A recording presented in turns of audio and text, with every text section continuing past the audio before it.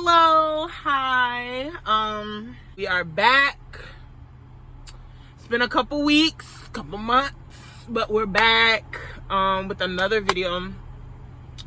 This video is actually quite old.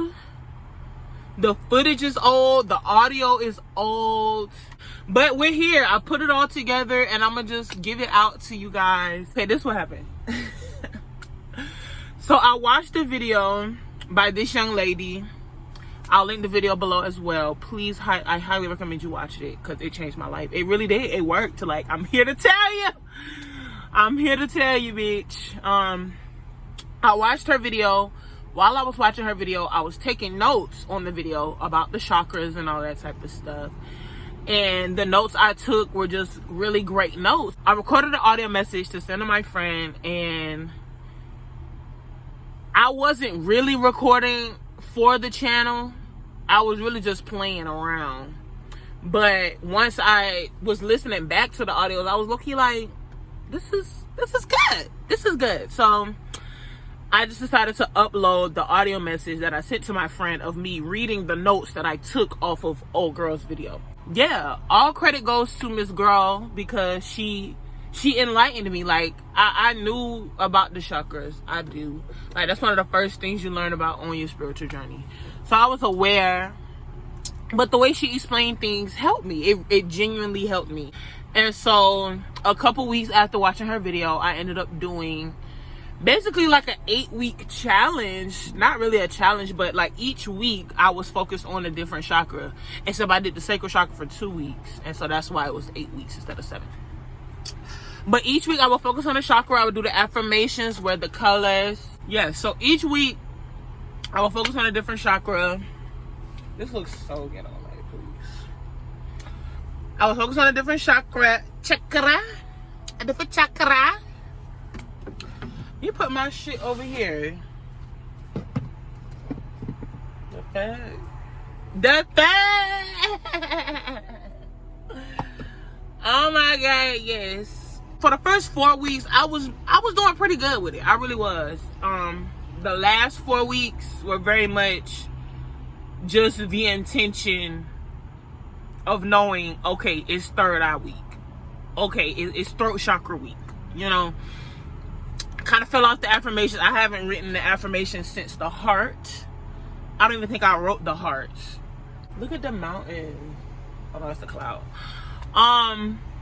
Yeah, it was very beneficial. But even for the entirety of the 8 weeks of me just setting the intention of working on balancing my chakras, life changed tremendously. And like each week that did have a focus, like things were happening specifically connected to that chakra. Like the week that I was on my solar plexus was a week where I was basically thrown out into the middle of a field alone, and I had to continue to move with confidence and take action and just go. Like, I couldn't sit and wallow in all the things that had done changed and went wrong. Like, I had to stay up and keep moving and live life and continue to create a reality that I could trust in. Like, I think crown chakra week landed on fucking Thanksgiving week. So like that connectedness to all, like I was learning about my ancestors, learning my whole family history. Like, it was just so deep. Like, that whole week was very much just seeing my little piece in the greater, and like the connection to the divine. Like, it was just so many things. So those 8 weeks were really, really good. Like, with me doing half of what I set out to do, it was still phenomenal. So like, the intention alone is enough to change your life.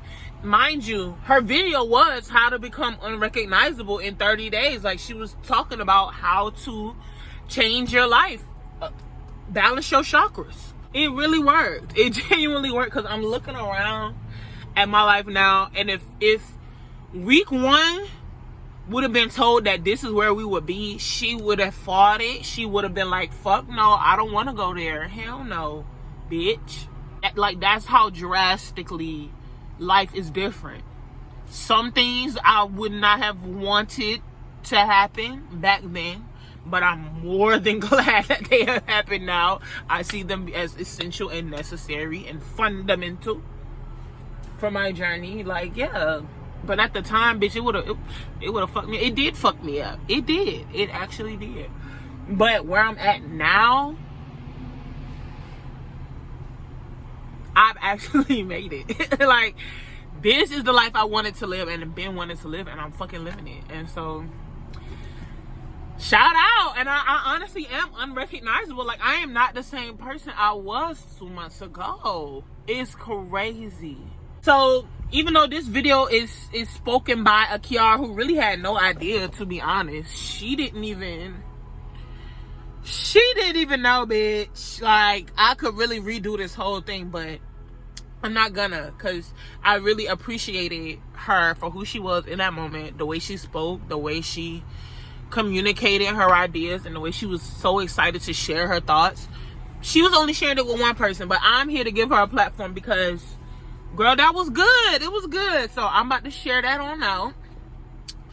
This is a long ass fucking intro. But I just wanted to preface that with all of that. So I hope y'all enjoy the video. Excuse anything that's not actually like key conversation, because like I said, this is an audio message to my best friend. Like, this is only gonna have one recipient. I wasn't prepared for all you niggas.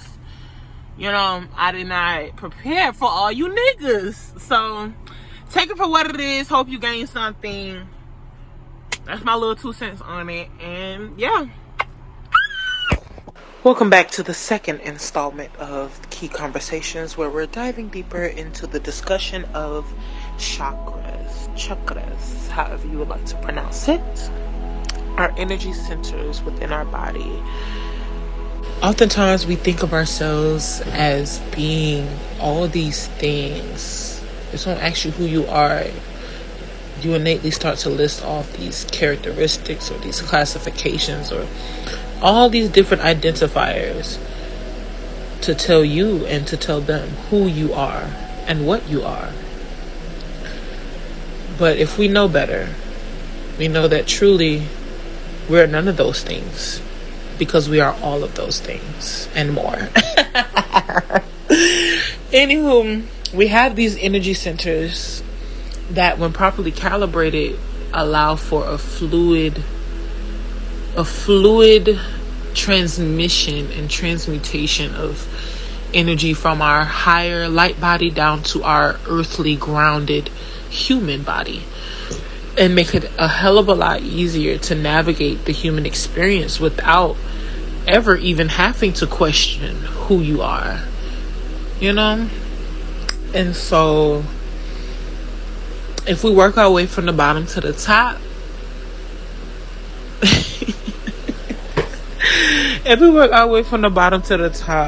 we will cleanse out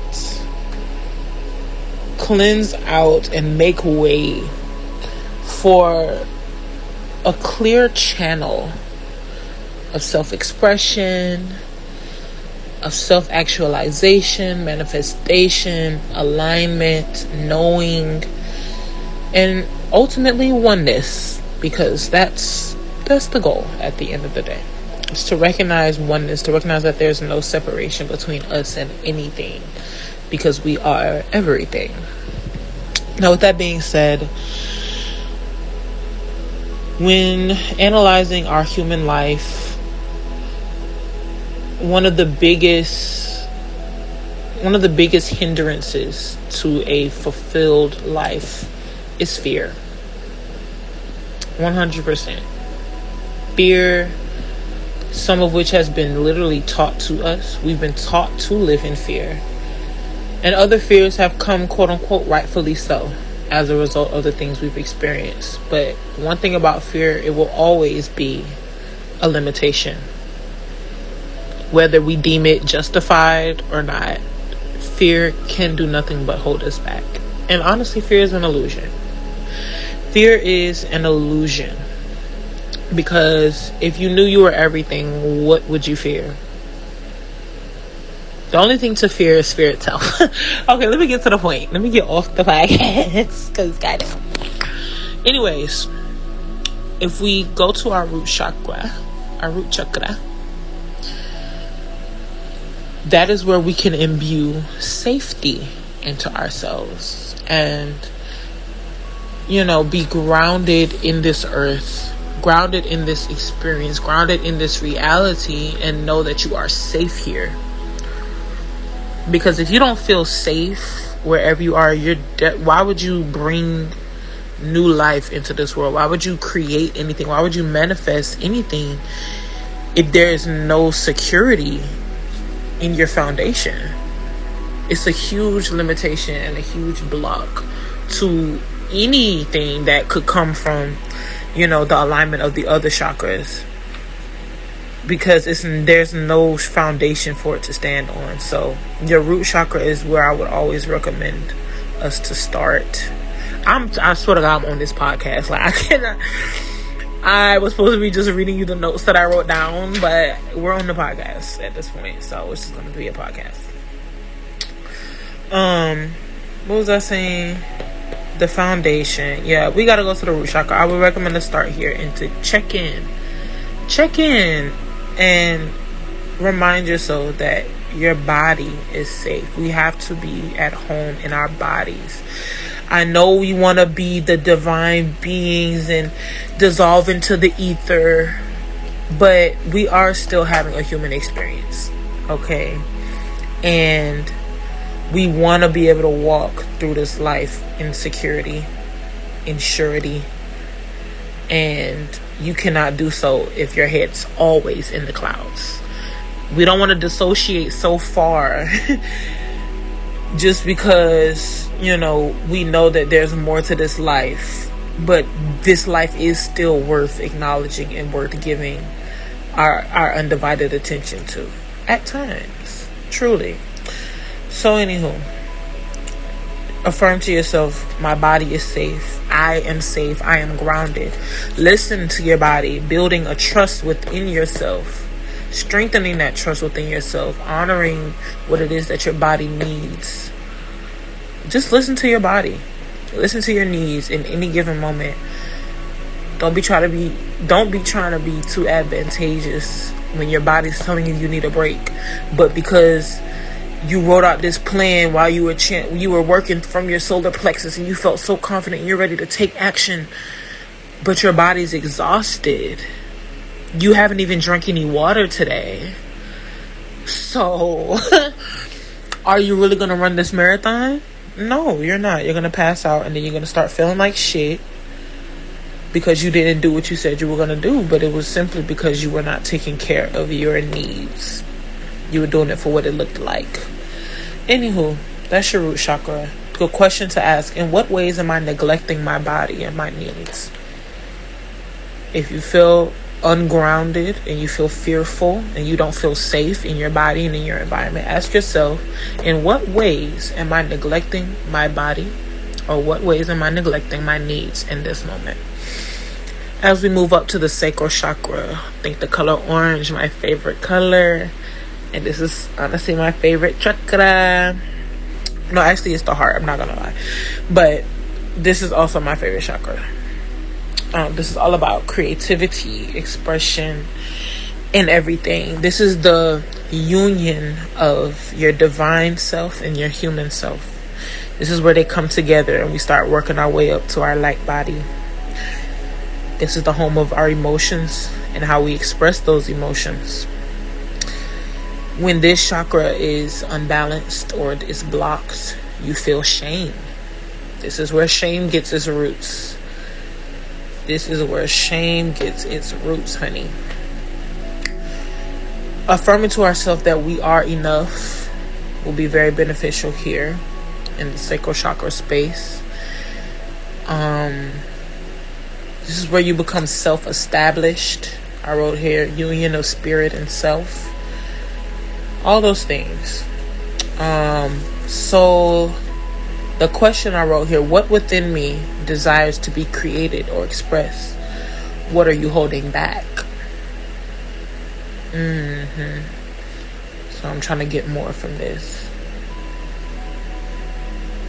Okay, so we felt grounded in our body. We feel safe in this human flesh. Now we start feeling urges, or, gut feelings, things like that. Emotions that come upon us. And when it comes time to process these emotions, it goes straight through the sacral chakra. That's where that processing is taking place for the most part. That's where we're deeming ourselves worthy or justified in whatever emotions that we're feeling. Here is where I don't know. I do know. But yeah, big on the union of the divine self and the human self. Oh, not delivered. Hold on. Okay, just resent that audio and it didn't interrupt this one, so we're good. Yeah. What's the opposite of shame? Pride? Maybe? Though I mostly associate confidence with the solar plexus. However, more so like shaming your being, shaming how you're showing up, and like really just shaming in what you're feeling, things that come natural to you, which would be like our emotions that come and go and flow and all those things, I don't know. We're gonna move on. Solar plexus. This is your mental body, the seed of personal power, confidence, acting on your free will in alignment with self, manifestation, self-concept, alchemy, transmute into desired outcomes. All of that is the things that I wrote down for the solar plexus. So now that you feel these emotions, you're processing them with grace, with compassion. Now we can decide how we want to move forward with these emotions. You know what I mean? This is where the action comes in.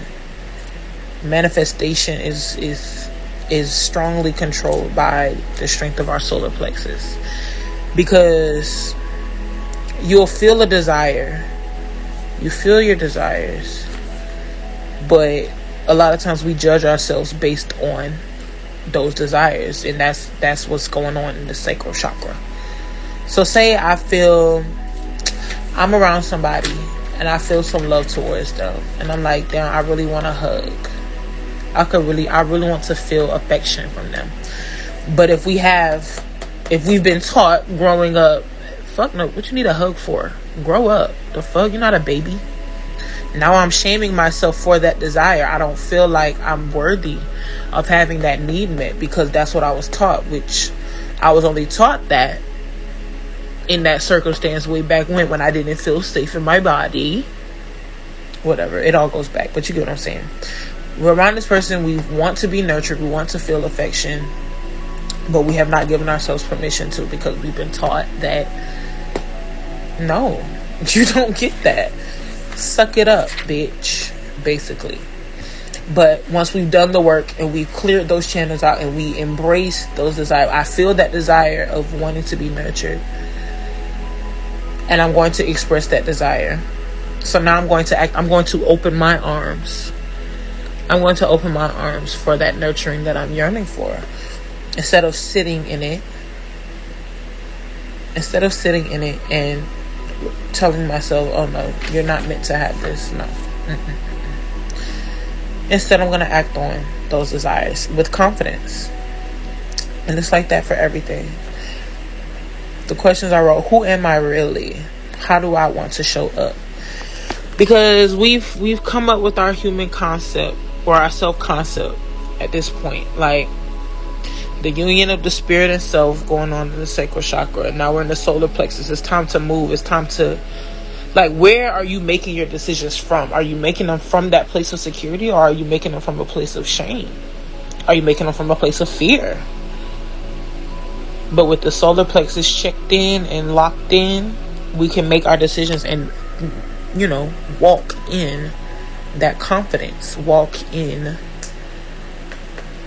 that knowing. The seed of personal power. we take our control back at this point, you know. Anywho, who am I really? How do I want to show up? We're moving on up to the heart chakra. The heart chakra. Now we enter the light body. We fully enter the light body. This part is all about radical acceptance, duality, rejoining with truth, the ultimate truth, which is love. Embracing every aspect of yourself.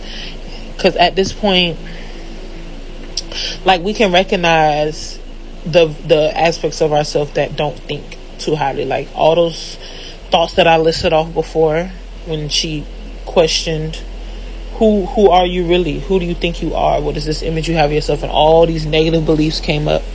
I can still look at those beliefs and look at the version of myself who holds those beliefs so near and dear and true. And I will still embrace her. I still love her. I still love them. I love every aspect of me. Not just the ones that look cute, not just the ones that feel good. I embrace them all as a part of me, as a part of my experience. And because I know how to navigate through those emotions through my sacral chakra work, because I know how to walk even with those beliefs, you know, maybe creeping in, but I know how to transmute them into what I actually want due to the work on my solar plexus, I can embrace them with love. I can keep my heart open to those aspects of myself, and I don't have to revert back to shame and fear and guilt and embarrassment. I don't have to do that because it's all love. I love it all. I love every single part of me. So the question here, what parts of myself require more love and compassion? When I'm feeling my heart chakra a little thrown off, or my chest hurting, what parts of myself require a little more love and compassion? Where can I be more loving, you know? Moving on up to the throat chakra, the throat. Most people just attribute this to standing up for yourself, speaking up, talking, communicating. And while it is that, it's so much more. I love the way she explained this, because she called it the etheric template of reality. The etheric template of reality. And explaining that further, there is space between everything. Like if I look at my toes right now, they're seemingly all up on each other, like they're side by side, but there's some space between that skin. There's a space between my toes. There's something separating my toes, and from what I can see, I would call it the skin. But even the skin, there's something. Each skin cell, there's a space between those cells. There's an atom residing there. There's space between the atom. There's space between each electron. You know what I mean? And that space that exists, the ether that is within and around and surrounding everything, that's the etheric template of reality. The space in between, what lies beneath the surface, holding it all together. The knowledge of what's to come. When that atom getting ready to move, it has to move through that ether. That ether makes room. You know what I mean? I don't know. She explained it. I got it. I understood it. I'm still getting to the point of being able to translate it as well. But just read what I wrote. The knowledge of what's to come. Channeling information from higher realms. How well do you communicate, and how deep do you listen? Are your words aligned with what you're trying to create? So it's not just about what we're saying and like how easily we can speak up and express ourselves, because our expression really lies in the sacral, but it's about what are you expressing, what are you channeling, what messages are getting through. Truly, the question I wrote, what messages are you channeling about yourself and what you have been experiencing? Does it align with the desired reality that you want? Because you can express yourself all day long, but if the things you're expressing sound like that list of things I wrote, I don't love myself, I'm undesirable, I wasted my life, what's the point of expressing if that's what it's gonna sound like? So it's about a lot more than just saying what's on your chest and using your throat to communicate. What is it that you're communicating, and with what depth of information is that information coming? Wait, From what depth of information is that channeling coming? Is more so what I meant. Like, we're expressing, but if you're expressing from that place of shame, like, you know what I mean? What messages are you channeling about yourself and what you've been experiencing? What message are you channeling? What's the message? Anyways, moving on up to our third eye, all about intuition. The first layer of duality is right outside of oneness, because the crown chakra is oneness, our full connection to everything. But the third eye, like, you're still a little bit human, okay? You're still a little human. You're right on the outskirts, but your third eye is the tool for you to see through the illusions, to see through, like, this is the projector bulb. This is the bulb of the projector. Like, that bulb has to know that it's a bulb and that it's projecting something from somewhere, but the bulb is not looking at the light that's being transmuted through it and being like, I don't know. The bulb recognizes that this light that's coming through is, I'm shining this light onto this clear white surface so that I can see what's going on behind me. I'm not looking at the light, what I'm showing off, and looking at that to tell me, hold on, because I done confused myself. But it kind of made sense. You recognize that what you're seeing is only, that's only what's coming through because of what's being inputted from the actual projector itself. I'm not focusing on the image on the screen. You know what I mean? The image on the screen is only what it is because of what's going on inside of this projector. And I'm just transmuting, I'm just reflecting it out so that I can get a better look at it. But I'm not, if something was like, if the feed was off a little bit, I'm not going to walk up to the white screen and start trying to play with it to manipulate the visuals that I'm receiving. No, bitch, we're going to go inside the projector, or better yet, we're going to go to the device that's hooked up to the HDMI cord that's then being inputted into the projector and then being shown. We don't go to the screen and change the brightness. No, babe, that has to be done here on the hardware side. And the bulb knows the difference, because once that bulb is unscrewed, all this shit cutting off. I don't give a fuck if something is being inputted. I don't give a fuck if that screen is down and waiting for a movie to come on. Without this bulb, baby, there will be nothing. And that's your third eye, okay? Recognize the illusion and dissolve the illusion. Cut through the veil. Two ends of one energy. She was saying a lot. These are just little notes. But anyways, the questions, because it's getting long. Are you listening to your intuition, or are you in survival mode? Are you succumbing to the illusion? Are you up there at the white screen trying to change what's being projected? Is that where you're at? Are you living up there, babe? Come inside. Like, okay, I'm gonna send this because I don't want it to go away. Whoo, I thought that was gonna be a quick little 10-minute, but anyways, the last one. Crown chakra is short, sweet. Oneness, no separation or illusions. And the biggest thing I got from this, she said, become the thing that you desire. Because a lot of times when we're taught manifestation, and specifically in like the law of assumption, specifically, we're taught to become the person who has the desire. You got to show up as the person who has the things that you want in order for those things to come. But she challenges that. She challenges that by saying, instead of saying, okay, when I wake up today, I'm going to be the person that has money. I'm going to become one with the version of myself that has the money.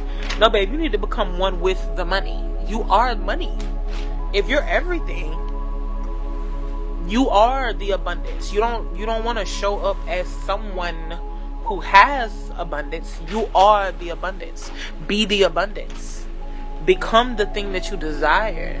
Become your desires. You want to feel love? Be love. Don't try to be a person who has love. Be love. You are love. You want joy? Be joy. Be joy. not someone who has joy. Like, yes, but no. You know? Yes, but no. You have to be the thing. Because it's I am. I am. You are that. You are not one with that. Or, well, you're one with it. But, I mean, you're not one who has it. You are it. I don't want to. That's like me saying, I want to be the person who gets to be Kijhane. No, bitch. I want to be Kijhane. I don't want to be the version of myself that gets to show up and sing. I am Kijhane. Like, that's just Kijhane, and that's just who I am. I am music. I don't know. It's a little bit of a mind fuck. It's a little bit of a mind fuck to think about it in that way. Like, but I get it. I feel it. It'll make more sense, I'm sure. The more I say it, it'll come around. Because there's a lot of things that, like, I've been taught before, and, like, it just did not quite click. Like, I knew it to be true, and I'm like, I know they know what they're talking about when they say this. But I just cannot wrap my hand around it. Even with the everyone is you pushed out, I didn't used to get that. I didn't used to get that at all. I believed them when they said it. I could see that. I could see how that works. But I was not fully seeing, like, everybody is me pushed out. Like, they're just a reflection. Like, what? No, that's still that nigga. No, babe.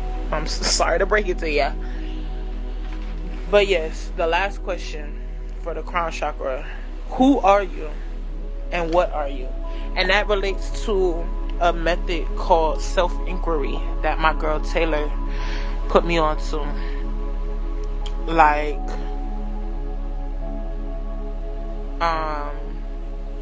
you ask yourself, who are you? And any answer you receive, you know is not who you really are, because there's always someone else, something else behind that's aware of the answer that you're receiving.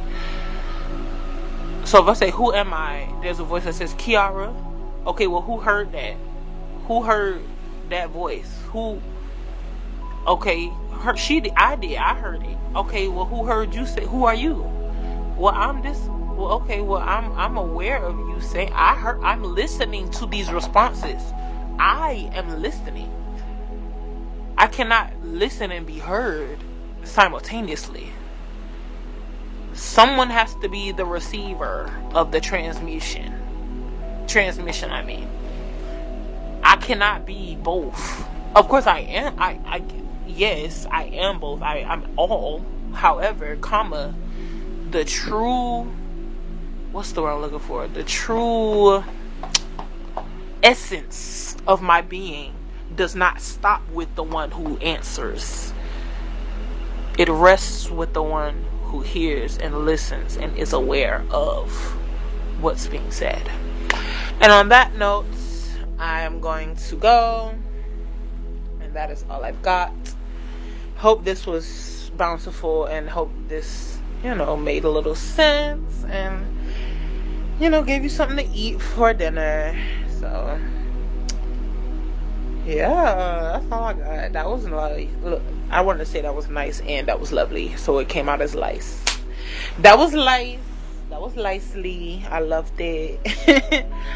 I'm gonna go and enjoy my dinner and get ready to hit the road tomorrow. Mwah. Kisses. Love you very much. I love you for being who you are, so that I can know who I am. Thank you.